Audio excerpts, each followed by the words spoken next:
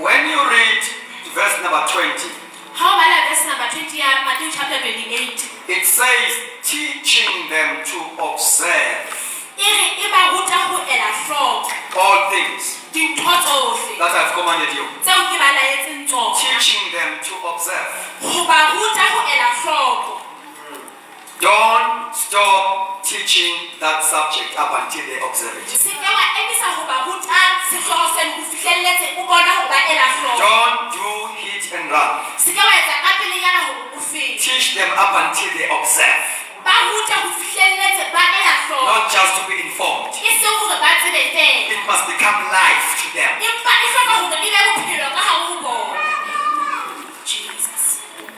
Hallelujah. Amen. It must be practical. So when I teach the church about the ministry of prayer, I must teach about that up until they possess the spirit of prayer. Up until this local church become a praying church. The spirit of intercession, the anointing of intercession must be there. Teaching them to observe. Oh my God. If there is a lack of the Holy Spirit baptism, I must teach about the doctrine of the Holy Spirit. Don't stop teaching up until they experience it, up until they are baptized. Glory to God. Teaching them to observe. I must teach about that doctrine up until it manifests. People speak in tongues, prophesy. Glory to God. Hallelujah. If there is a lack in the local church of the operation of spiritual gift, if there are no operation of spiritual gift in the local church, Paul said to Titus, I left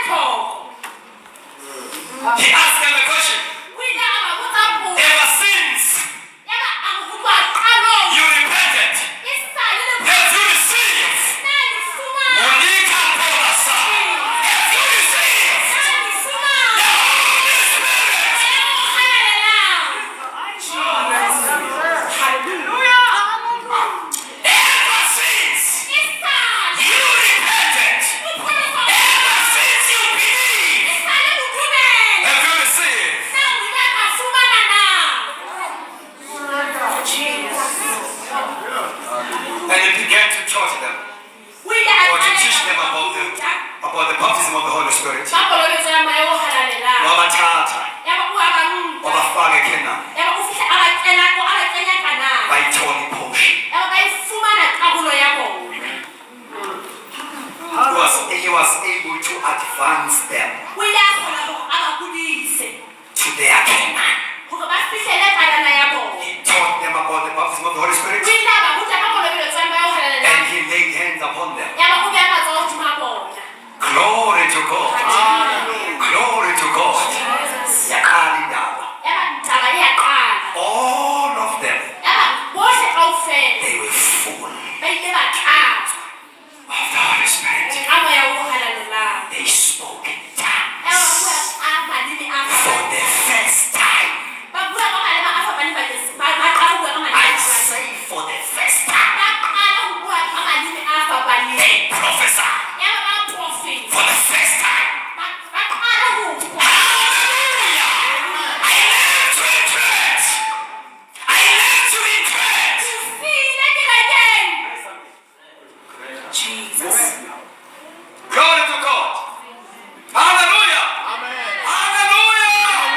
Hallelujah. Hallelujah. Hallelujah. Hallelujah. We must move like something. Siyongena ekhonzeni.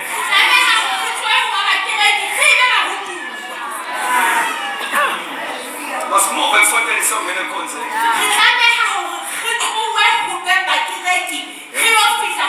Now teaching them to observe. They must observe the subject.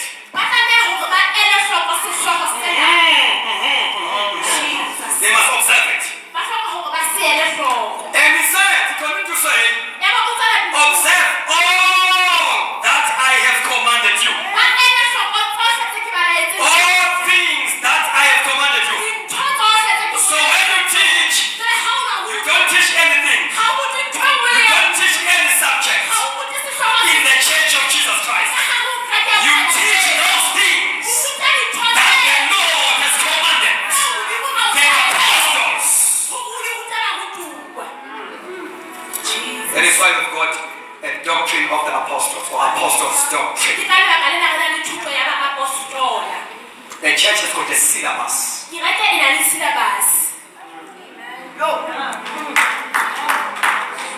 Teach them all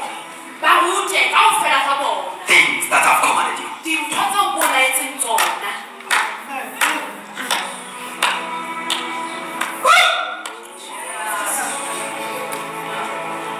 Albomi kamale boss. Albomi kamale boss. This is very serious, Bataniga. Very serious. So you must have that mindset or attitude of being a disciple. Okay, let me give you this point explaining why discipleship. Or first of all, let me give you the explanation. Who is a disciple? Who is a disciple? Because our thing says living salvation according to God's timing. Salvation must be a lifestyle. Before we can enter into living it according to God's timing, you must know it is a lifestyle. You must live it. Number one, who is a disciple? Now, first of all, a disciple is one who has been converted or born again. Lord to Jesus. Hallelujah. Except a man is born anew by the Holy Spirit or by the Spirit, that person has got no potential to become like Jesus Christ. Because the Bible says that which is born of the Spirit is the Spirit, and that which is born of the flesh is the flesh. So a disciple is that person who has voluntarily yielded his neck under the yoke of the master, and is prepared to learn from him. Glory to Jesus. Now, a yoke does not allow you to do anything that you like to do. It compels you, glory to Jesus, to walk in a same step as the other yoke fellow. So when Jesus says, take my yoke, learn of me, take my yoke and learn of me, a yoke will compel you to walk like Christ. It will deal with your self-interest. The interest of Jesus will become yours. It will deal with your will, and you will be flexible to the will of the Master. Glory to Jesus. Now, here are the reason why do we need to be discipled?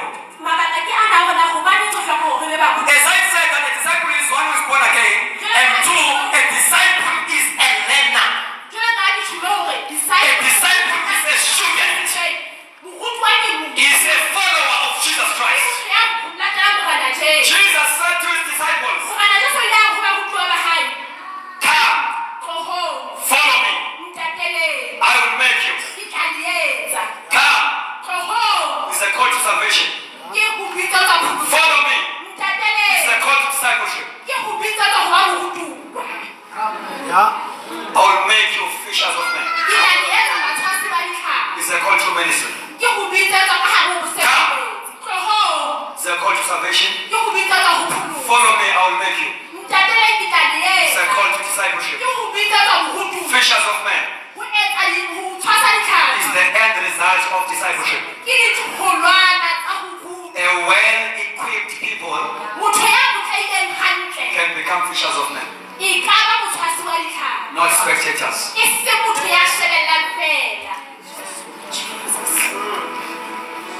The need for a discipleship. Yeah, just go with me. Go with me. I know that you have got a tendency of getting bored when we teach the word of God. And unfortunately, I'm not here to impress you. No? I've got convictions. I'm not an impressionist. You stand up or you sit down, I don't care. As long as you give me your ear. It's like